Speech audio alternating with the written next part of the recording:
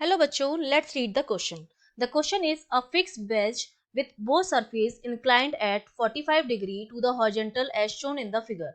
A particle P of the mass m is held on the smooth plane by a light string which passes over a smooth pulley A and attached to a particle Q of mass 3m which rests on the rough plane. The system is released from rest given that the acceleration of each particle is of magnitude g upon 5 root 2, then the tension in the string is. तो इस string में कितनी tension होगी वो हमको calculate करनी है. तो देखिए ऐसे क्वेश्चन में अगर मैं की कॉन्सेप्ट की बात करूं तो सबसे पहला काम आपको क्या करना पड़ेगा.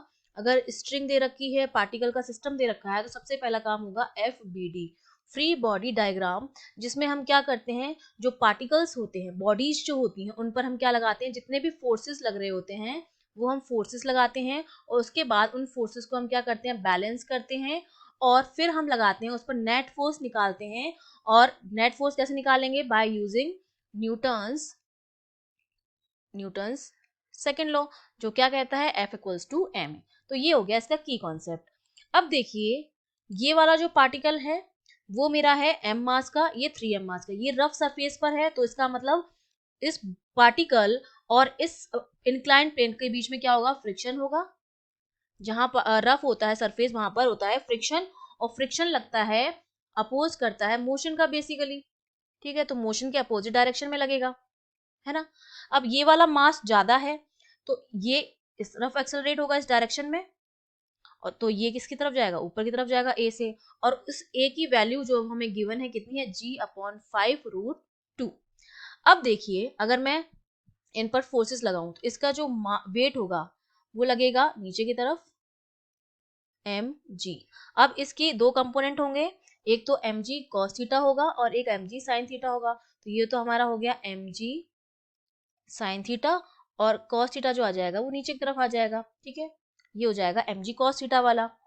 अब ये अगर इसका वेट नीचे की तरफ लग रहा है तो उसकी वजह से टेंशन में क्या होगी, स्ट्रिंग होगी. और स्ट्रिंग जो है वो कॉमन है, तो स्ट्रिंग के हर पॉइंट पर, अगर स्ट्रिंग एक ही है तो अगर एक पॉइंट पर टेंशन T है तो हर पॉइंट पर टेंशन कितना होगा, T ही होगा.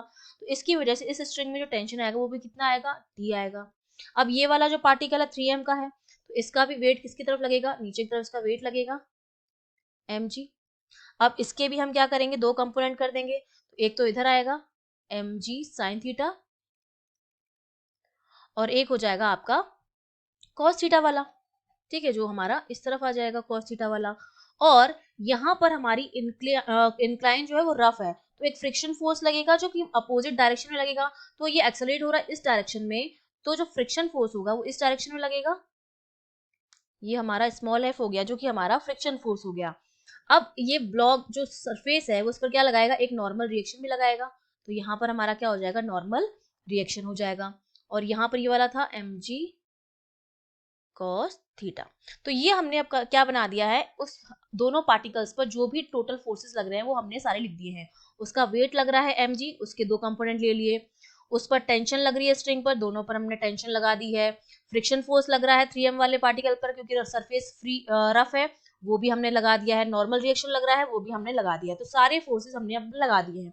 अब मैं क्या करूंगी, बैलेंस करने का काम करूंगी. तो जब मैं पार्टिकल P की बात करूंगी तो पार्टिकल P पर देखिए एक्सेलरेशन इस डायरेक्शन में है. पहले हम पार्टिकल P के लिए इक्वेशन लिखेंगे, तो मेरे के पास क्या आ जाएगी, T माइनस मास इसका क्या है m है, तो mg साइन, एंगल कितना है 45 डिग्री है, इक्वल्स टू क्या हो जाएगा, ma हो जाएगा. F इक्वल्स टू क्या होता है, ma होता है. तो नेट फोर्स जो लग रहा है इस पार्टिकल पर, P पार्टिकल को इतना लग रहा है. तो यहाँ से अगर मैं T की वैल्यू निकालूं तो T मेरे पास कितना आ जाएगा, ma plus mg sine 45 degree. और a की वैल्यू हमें गिवन है, तो m और a की जगह मैं लिख दूंगी g upon 5 root 2 plus mg, और साइन 45 होता है 1 बाय रूट 2, तो इंटू 1 बाय रूट 2.